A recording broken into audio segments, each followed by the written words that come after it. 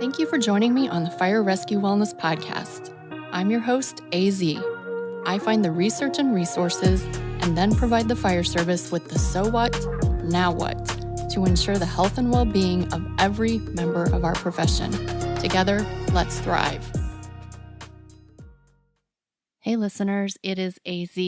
I am here with episode 54 of the Fire Rescue Wellness Podcast, and in case you missed it, I am taking a bit of time off from the Friday episodes, probably just for the summer. I have a few things going on, and also, we're being perfectly honest, when you're doing a podcast, you want people to listen. And when I went from 1 episode a week to 2 episodes a week, my total listens per week increased by a lot, but my listens per episode decreased somewhat significantly. And so I started to wonder, is it too much content, or are people maybe just self-sorting now into the episodes that interest them? I know even when James Gearing from Behind the Shield went from 1 episode to 2, I just got overwhelmed. I couldn't keep up anymore. And so I was less motivated to listen. So I want to do just a little experiment and see how it goes. I've already gotten some great feedback and some great suggestions from some of y'all. But if you have any feedback about the podcast or anything in general, I always encourage you to reach out and send it either via email, via Instagram message, however you want to send it. I would love to hear from you. A little bit of a life update first today. In case you haven't been following along on Instagram, I've been having some fairly significant knee problems for 18 months or so now. And I tried so hard to work around it. I tried doing more training. I tried doing less training. I tried massage and red light and CBD and anti-inflammatories and chiropractic and vision training and vestibular training. I threw everything at these silly knees that I could think of. And finally, the pain it got debilitating. On a daily basis, they were so sore. I just sounded like I was Canadian. Sorry about that. Oh my gosh, Scott Forbes, here I come. Anyway, I was so sore on a daily basis that I was just having a hard time functioning. And so I did my due diligence. I went to an orthopedic doctor and they took MRIs and x-rays. And of course, they found pathology, operable pathology or treatable pathology. And then because of the way it happened, I went also to a rheumatologist to make sure that my arthritic symptoms weren't rheumatoid in nature or weren't autoimmune in nature. I also worked with 2 just unbelievable physical therapists, my girl Katie Dabrowski at Old Bull Athletics, and then my girl Rachel Barishi, all things cardiopulm. We did a lot with the lymphatic system and with lymphatic drainage and the entire gamut. And so I finally had a steroid injection in my knee, which you would normally assume is going to provide you with a lot of relief. I got zero relief, like absolutely nothing. And so I made another appointment to go and see the orthopedic doctor. And he said, I have great news, Annette. I have a definitive treatment that's going to make this all better. And so I was expecting him to say like a gel injection or something like that. And what he said was, the way your knees look and what you're reporting to me, I think your definitive treatment is a total knee replacement, not just 1, 2. I think that both sides are going to eventually need to be replaced. Now, we can try a gel injection, and that might get you 3 months down the road. But if you don't get relief from that, you're now 3 months down the road before you can have any other sort of treatment. So after careful consideration, talking to a lot of people, multiple trips back to the orthopedic surgeon, talking to my work, doing all of the things, I have elected to embark on this journey of getting a new knee. I like to call it bionic, a new knee on June 2nd, which is a lot because I'm also in the midst of selling my house and moving. retirement is looming. A lot of things are going on, but my quality of life has been declining for 18 months. And I preach this all the time. Our physical health and our mental health are intimately related. And I'm here to tell you it's true. My mental health, my state of mind, my happiness in life has been diminishing chunk by chunk ever since this inability to effectively use my body has happened. And so I'm a little bit nervous about this, but I'm also really excited. I'm really excited to get this process underway and to reclaim my life. So that's update number 1.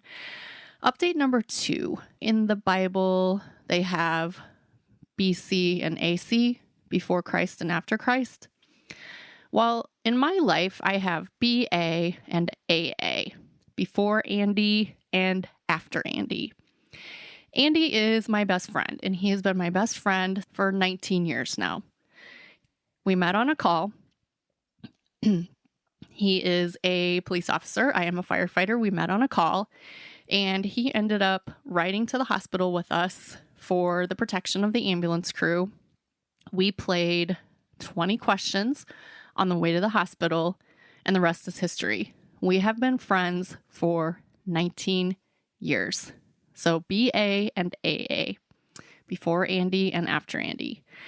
And this move, might I just tell you, is really stressful because not only am I packing up my life and selling my house, I'm also trying to offload possessions, sell furniture, get rid of things that I don't need so that I don't have to store them for a year before I permanently relocate. And that's hard to know. Am I going to want these Christmas dishes in a year, or should I just give them away to the Goodwill? That's stressful. But I had a huge blow this week. I had a moving, I'd call it expert, come in and take a look at my house because I was thinking of having them move everything into storage. And I would obviously pay for the storage. I knew that it would be a little bit more expensive than just, say, a pod or a U-Haul room. But the gentleman walked into my basement and he took one look at my gym and he said these words: "Are you sure you want to keep all this?" Yeah, buddy, I want to keep all this. This is my gym. Some women love their shoe collection and some women love their, jewelry or their cars or their whatever. I love my gym. During COVID, guess what? It didn't affect me because I had my own gym. It's been a profit center where I trained people. It's a place where I shoot my videos for my clients. And it's a place that I use every single day. I have a treadmill, but there aren't clothes hanging on my treadmill. You know what's hanging on my treadmill? Me. I have a pull-up bar, but I don't use it to, again, with the clothes, I don't use it to dry my clothes. I do pull-ups. I have a squat rack. I don't lean shit against it. I do squats. At least I try with the stupid knees. But what I'm saying is I've accumulated this high-quality gym equipment over the course of the last 18 years. I would not be able to afford to replace it. So then he drops the bomb. While everything in the storage like this, both the moving it, the storing it, the relocating it, it's all by the pound. And so it's just going to cost you tens of thousands of dollars to move this and store it. And so unfortunately, we started in the basement and I couldn't even pay attention to him for the rest of the tour because I'm thinking, I know this is dramatic. I know this really sounds like a complaining privileged baby, but I felt like my life was over. Like everything that I know and love was going to be taken away from me. And so I sat with it. I sat with it for a minute and I thought, I can't do this. I made a mistake. Selling my house early, and I was trying to time the market to some extent because I don't think the market is going to be as good a year from now. I was trying to capitalize on how much money I would make on my house, and now it's going to cost me 2 to 3 times as much to live monthly than it would have been just to stay here and take less for my house in a year. And I was really sad and depressed. And so I went to bed even earlier than usual, because what do you do when you're sad and depressed? Sleep. It's good for your mental health. And I woke up in the morning and I accepted it. I accepted the fact that I was going to have to sell my brand new belt squat, my brand new sled, my Rogue pull-up bar, my top quality treadmill, my spinning bike I've had since I was a master instructor, my Concept 2 rower, my plyo boxes, my squat rack, my landmine, my bumper plates, my dumbbells. I have dumbbells from 5 to 85 pounds. My kettlebells, I have kettlebells from 10 to 100 pounds. Sandbags, I have a pile of sandbags. Jam balls, I have it all. I have a full service gym. And I just came to the conclusion that I was going to have to sell it. It didn't make sense to keep it. And so I just started sending out a few text messages to a few people saying, hey, let me know if you know anyone in the market for some fitness equipment, because I'm willing to sell it as a package to one person for the right price. And one of those people I sent the text message to was my friend Andy. And he texted me back almost right away, and he wanted details. Why are you doing this? Why would you consider this? I can't believe you're even considering this. And I said, I have to. I just can't. It's not fiscally responsible of me to spend that much money. And even though I'll never be able to afford to replace this equipment, because when I bought dumbbells, they were 50 cents on the pound. When I bought bumper plates, they were like 90 cents on the pound. Dumbbells are now way over $1 per pound, and bumper plates are $2 to $2.50 a pound at least. So even just to replace my dumbbells and my bumper plates, I wasn't going to be able to do it. So he said, hold on, just take a breath. I'm going to see what I can do. And within a matter of minutes, he had contacted his brother, who has an empty room in his basement. And he said, I can store my gym equipment there. And he said, I will help you move it. This, my friends, this is why we are best friends.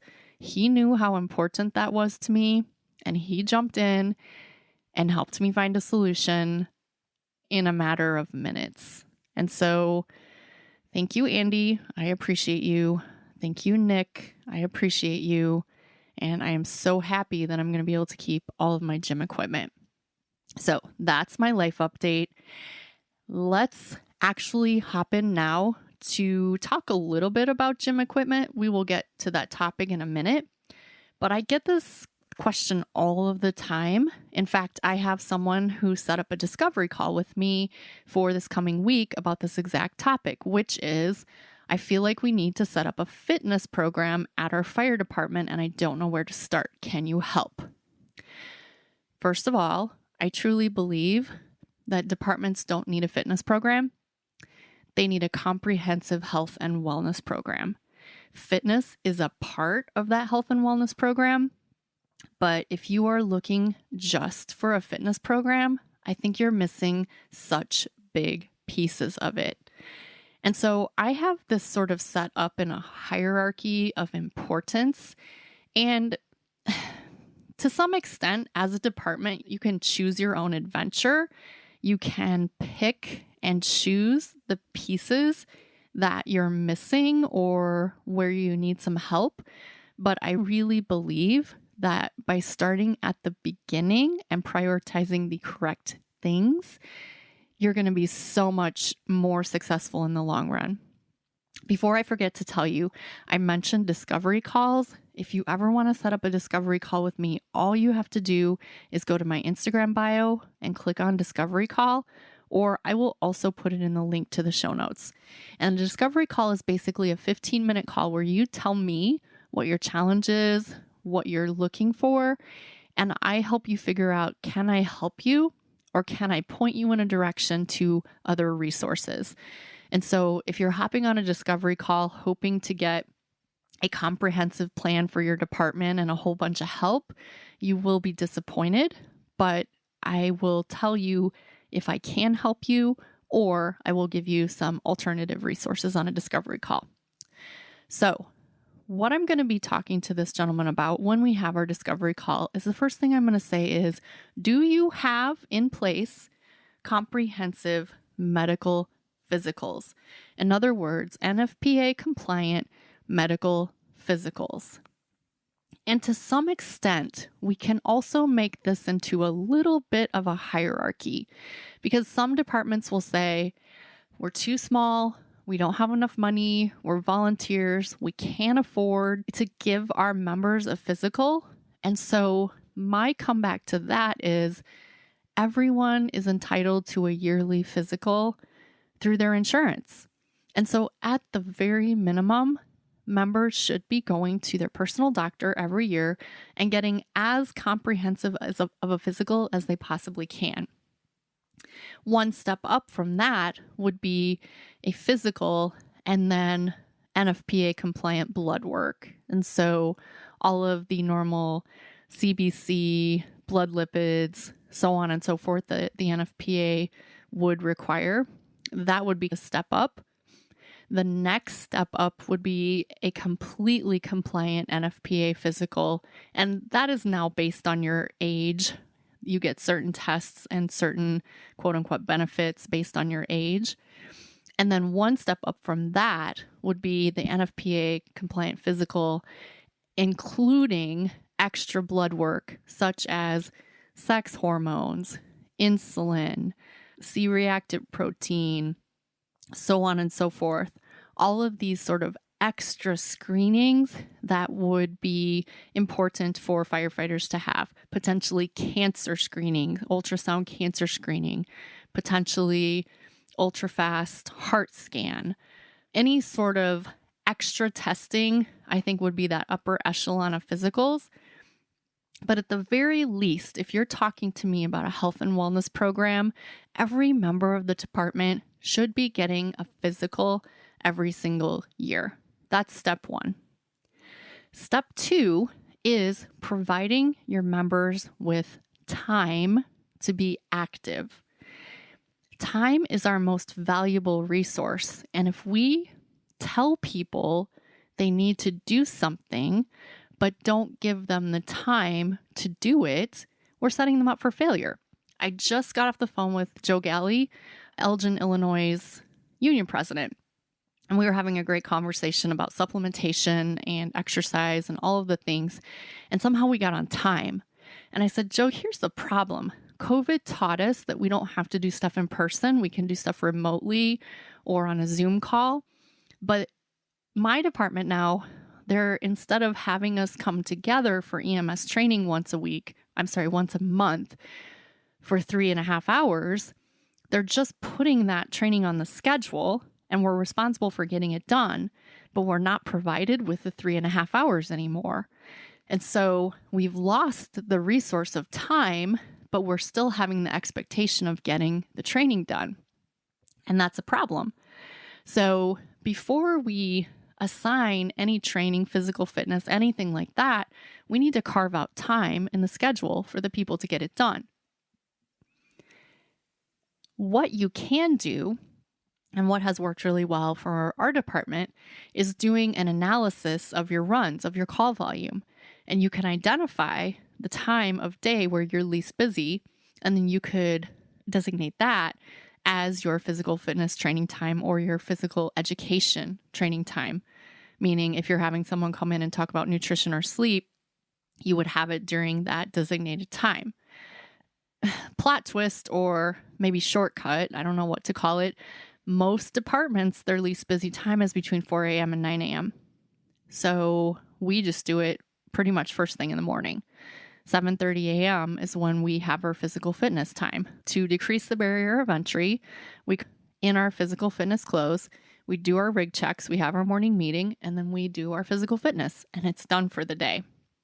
So, step one, comprehensive medical physicals. Step 2, providing and carving out time. Because here's the thing, saying we allow our personnel to work out on duty when they're not busy is not the same thing as saying we carve out time for our personnel to work out on duty. It's not the same thing.